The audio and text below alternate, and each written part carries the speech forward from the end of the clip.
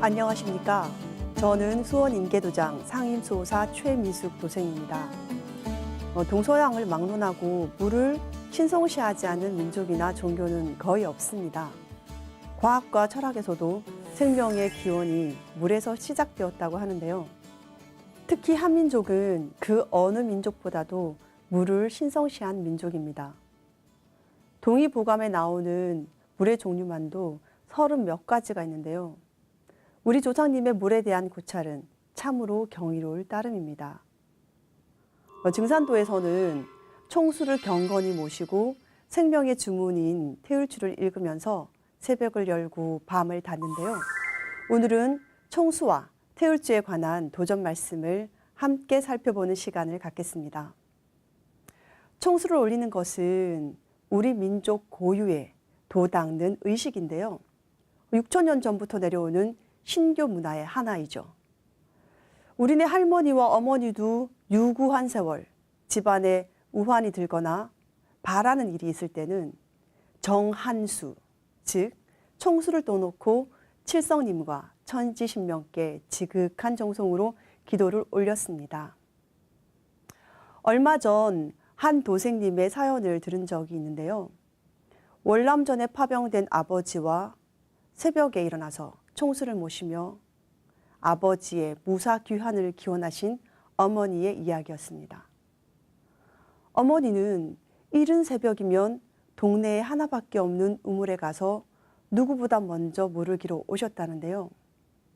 산짐승이 많은 때였지만 오로지 남편의 안위를 위해 무서움도 잊은 채 총수를 길어다 모시고 기도를 올리셨습니다. 3년이 세월이 지난 뒤에 아버지는 무사히 월남전에서 돌아오셨습니다. 그런데 아버지는 월남에서 참으로 신비한 경험을 하셨다고 합니다. 하루는 부대원들과 전투 지역에 가서 하룻밤을 보내는데 새벽에 갑자기 꿈에 할아버지가 나타나서는 확 밀치더라는 겁니다. 그래서 야전 침대에서 굴러 떨어졌는데요. 바로 그 순간 포탄이 날아와서 부대원들이 열어 죽었다고 합니다. 하지만 아버지는 그때 굴러 떨어진 덕분에 다리에 부상만 입고 무사할 수 있었던 것이죠.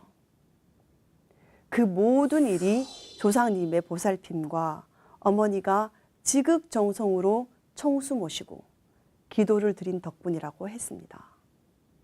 이처럼 총수를 모시고 기도를 드려 조화를 체험한 분들이 무수히 많고 또 도전에도 비슷한 사례가 있는데요.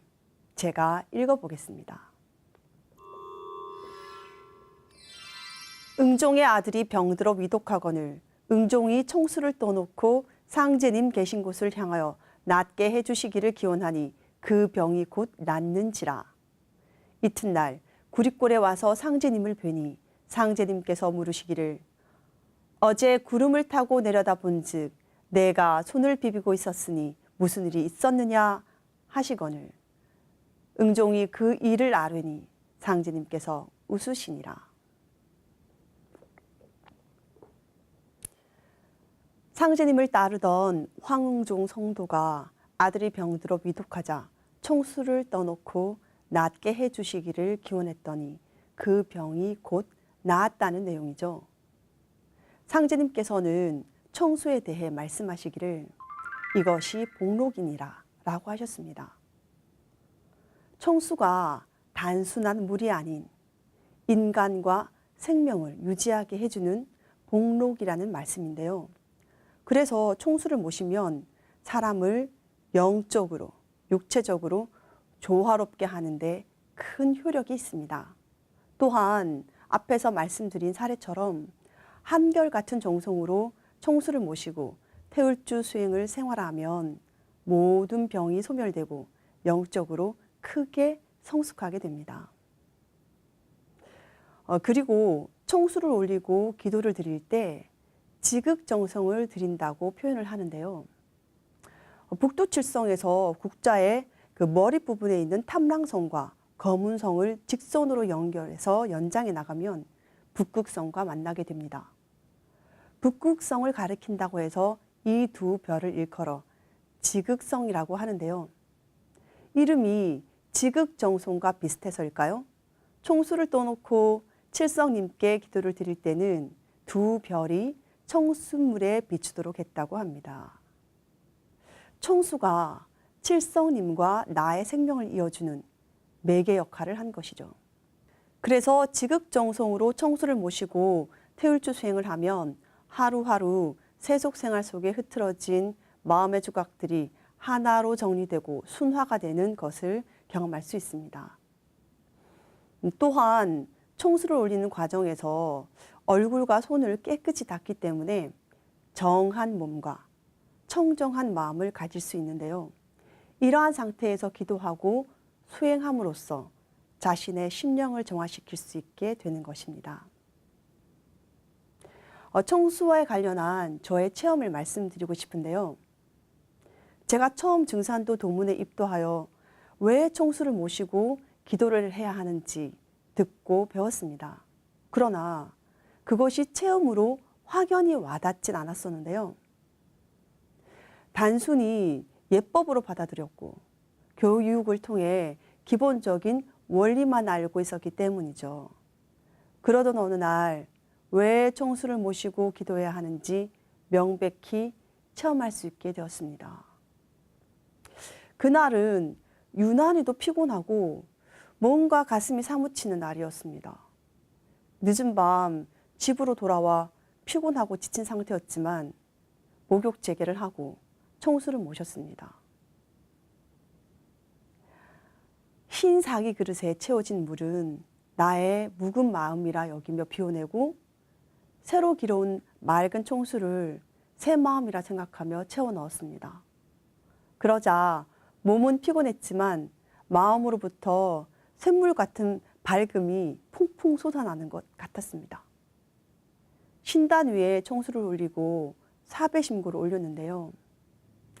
하늘과 땅과 인간이 하나 되는 반천무지의 절법으로 천천히 대자연의 길을 느끼며 절을 했습니다. 그제서야 상제님께서 성도님들을 공부시키실 때 총수를 모시게 한 이유를 알 수 있었는데요. 3편 244장 말씀을 읽어보겠습니다. 상제님께서 성도들을 공부시키실 때 각기 총수를 모시고 글을 읽게 하시니 성도들이 사발이며 바가지 등 청수 그릇을 보듬어 와서는 깨끗한 물을 떠다가 제각기 앞에 두고 글을 읽는데 이때 턱은 앞으로 살짝 당기고 겉눈은 감고 속눈을 뜬 채로 청수 그릇을 응시하며 읽으니라. 또 처음 공부하는 사람은 조그만 웅덩이에 청수를 모시고 공부하게 하시니라. 공부할 때는 반드시 무릎 꿇은 자세로 앉게 하시고 먼저 칠성경을 읽고 후에 개벽주를 읽게 하시는데 성도들을 직접 가르치지 않으시고 항상 형렬을 먼저 가르치시어 형렬로 하여금 다른 사람을 가르치게 하시니라. 약방이 좁아서 안으로 들어가지 못한 성도들은 약방 마루며 마당, 굿삿, 밭 등 어디에라도 구석구석 앉아 공부를 하니 공부가 잘 되는 사람은 청수에 미꾸라지도 보이고 잉어도 보이고 하더라.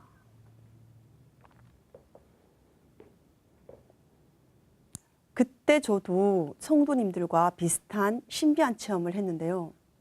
마치 융단과도 같은 빛의 폭포가 청수물과 절을 하는 저를 이어주고 있었습니다.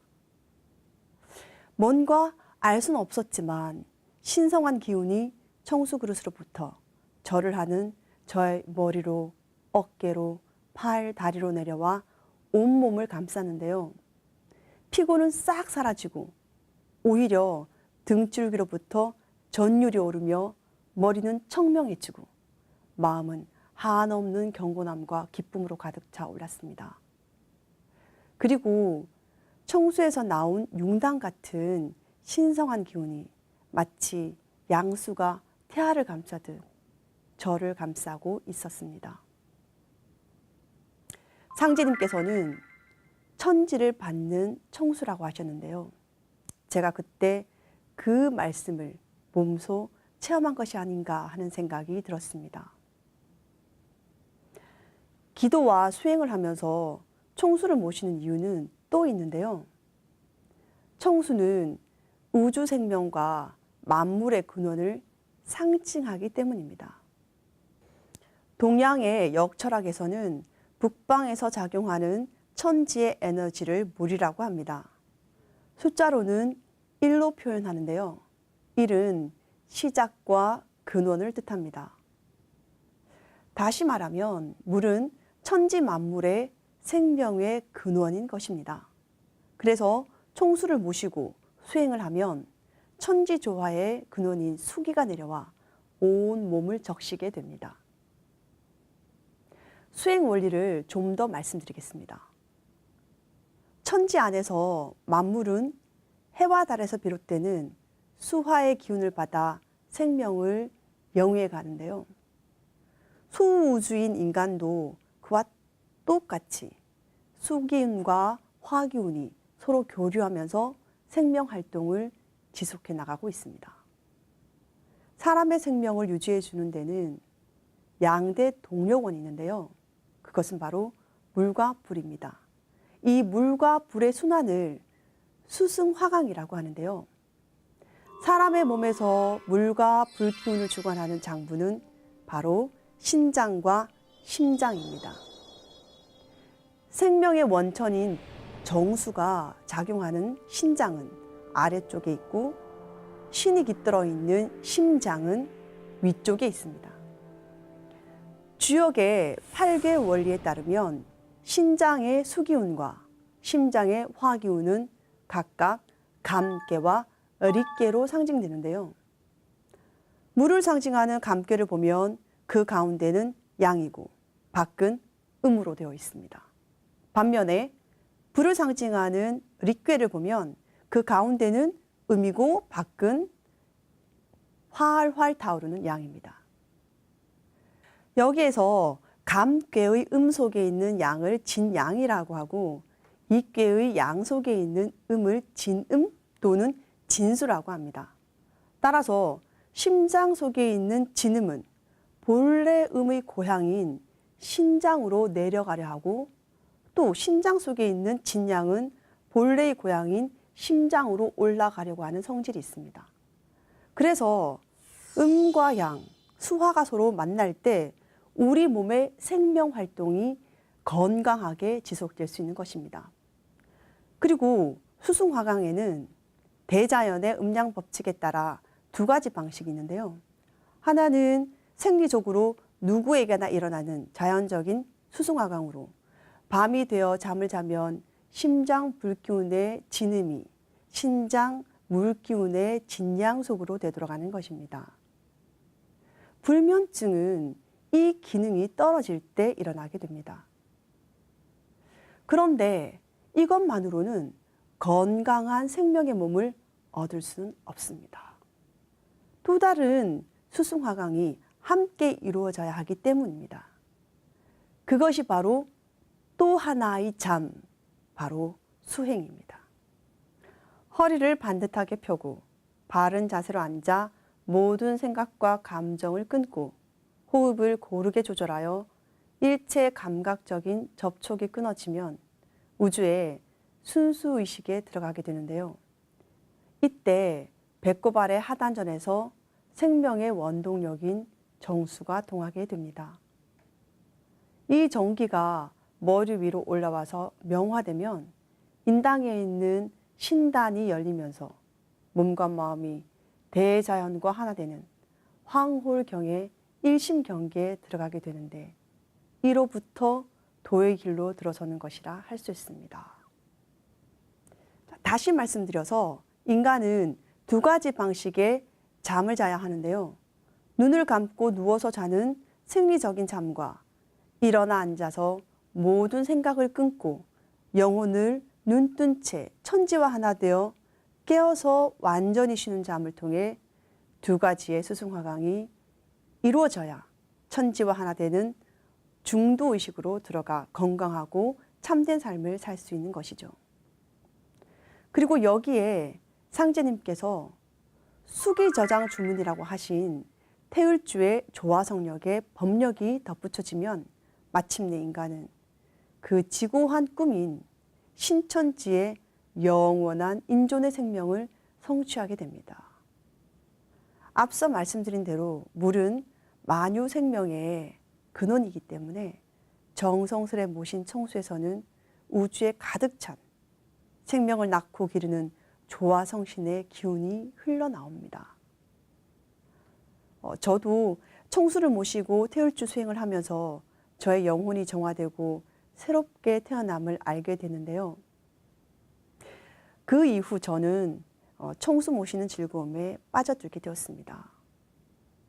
이른 새벽에 도장에 7그릇의 청수를 모시며 벅찬 충만감으로 기도하고 수행을 했습니다.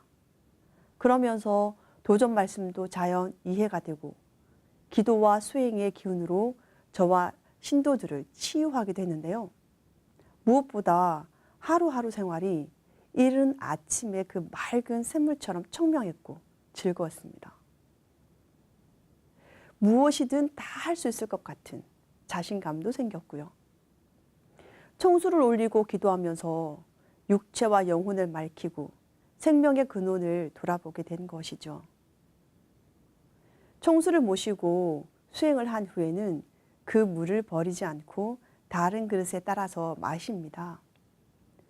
청수가 복록수라 하신 상제님 말씀에서도 알 수 있듯이 청수가 천지에 복을 가져다 주기 때문입니다. 실제 청수를 마시면 건강해지는 것을 볼 수 있는데요. 이것이 실제 가능함을 보여주는 실험 결과가 있어 소개해 드리겠습니다. 물은 답을 알고 있다는 책에 나온 내용인데요. 책을 보면 물이 사람의 마음에, 문자에, 음성에 반응하며 살아있다는 것을 알 수 있습니다. 제가 봉직하고 있는 증산도 수원인계 도장에서는 청수 모시기 전에 일반 물과 기도하고 태울주 수행을 한 청수물의 샘플을 책의 저자인 에모토 마사루 씨에게 전한 일이 있었습니다. 그때 찍힌 2가지 물의 결정이 정말 확연히 선명히 달랐습니다. 너무도 아름답고 선명한 육각수의 물. 환경오염으로 육각의 결정이 파괴된 물이 정성스럽게 모시고 천지의 생명 주문인 태울주를 읽었을 때 살아있는 생명력 넘치는 육각의 물로 다시 태어난 것입니다. 그럼 왜 태울주를 읽으면 물이 그토록 아름답게 변화되는 것일까요? 이를 깨닫기 위해선 먼저 소리의 힘에 대해서 알아야 합니다. 근래 들어 과학의 발전으로 소리가 인체에 미치는 영향을 연구해 다양한 치유 방법을 개발해 가고 있는데요. 물 흐르는 소리, 바람 소리, 새 소리, 원초적인 자연의 소리와 함께 국악, 클래식, 뉴에이지 등 다양한 음악 장르에 이르기까지 소리로 질병을 치유하는 예는 이제 거의 보편화되어 가고 있는 실정입니다. 중국에서 1998년에 개발해 미국 특허를 받은 소리 비료라는 것도 있는데요. 농작물에 적합한 소리의 파장을 쏘아주면 화학 비료를 쓰지 않고도 40% 이상 수확의 증가를 거둔다고 합니다. 놀랍죠? 웰빙 바람을 타고 음악 효과를 이용한 제빵 기술도 국내에서 선보이고 있고요. 세계적으로도 규모가 있는 대부분 병의원에서 소리치료 센터를 운영하고 있음은 물론입니다. 이런 소리치료 효과 중에서 무엇보다도 강력한 치유의 효과를 지닌 소리의 결정체가 있는데요. 바로 천지의 기운을 빨아들이는 글이란 뜻의 주문입니다. 상제님께서 가을 개벽기, 구원의 법방, 태울주를 내려주셨는데요. 태울주는 구축병마주니라. 내가 이 세상의 모든 약기운을 태울주에 붙여놓았나니 만병통치 태울주니라. 태울주는 심령과 혼백을 안정케 하여 성령을 접하게 하고 신도를 통하게 하며 천하 창생을 건지는 주문이니라. 태울주는 훔치훔치 태울천상원군 훔리치아돌의 훔리암리사파의 23자로 되어 있는데요. 여기에서 훔은 우주의 마음자리, 즉 생명의 근원자리를 소리로 나타낸 것입니다. 그리고 치는 바로 그 우주의 생명자리와 하나 되는 소리입니다. 따라서 태울주를 읽으면 천지의 조화기운을 받아들여 불멸의 이 우주 생명과 하나가 됨으로써 몸과 마음이 함께 치유를 받을 수 있게 되는 것입니다. 앞서 소리가 물에 미치는 영향에 대해 알아봤는데요. 그런데 우리 몸은 대부분 물로 구성되어 있죠. 우리 몸은 스스로 살아 숨쉬고 움직이는 고귀한 생명수라고 할 수 있는데요. 하지만 오염된 환경과 각박한 삶으로 인해 우리의 몸과 마음은 파괴되고 숨가빠하고 있습니다. 마음 놓고 먹을 물도, 안심하고 들이마실 수 있는 공기도, 제대로 된 먹을거리도 찾아보기 힘든 현실에서 우리 몸은 갈수록 독소로 채워져 변형되어 가고 있는데요. 태울주를 읽으면 물로 구성된 우리 몸과 영혼이 천지의 조화 기운으로 채워져 모든 병이 치유되고 성숙을 이룰 수 있습니다. 실제 태울주를 읽기 전후에 적혈구 실험, 물의 실험, 몸의 파장 실험 등을 통해서 얻은 결과는 태울주가 매우 강한 면역 증가에 효과가 있다는 것을 증명하고 있습니다. 동의보감에서도 천연두의 치료법으로 약 처방 외에 태울주 읽기에 관한 기록이 있는데요. 태울주의 태울천상원군의 다른 이름인 태울구고천존이란 주문을 100독 읽을 것을 권하는 내용입니다. 근래 들어서 조류독감이니 메르스니 사스니 하는 신종 전염병이 인류의 건강을 위협하고 있는데요.